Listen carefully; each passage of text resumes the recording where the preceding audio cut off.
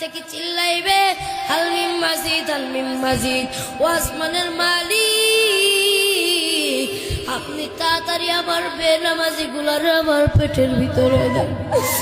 ও বান্দা, কত গুনাহ করলি, এই গুনাহ নিয়ে তুই কেমনে হাসরের ময়দানে দাঁড়াই? বান্দা, একটু মনে কি ভয় হয় না? হাসরের ময়দানে আমার আল্লাহ কি হিসাব নেবে?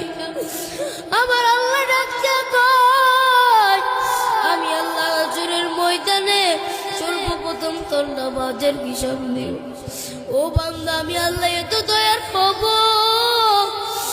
আমি আল্লাহ এত মায়ের হব, যার নাম যখন চিল্লাইবে আল্লাহ তাড়াতাড়ি বেনামাজি গুলার আমার পেটের ভিতরে দেয়, আমি আল্লাহ বলবো না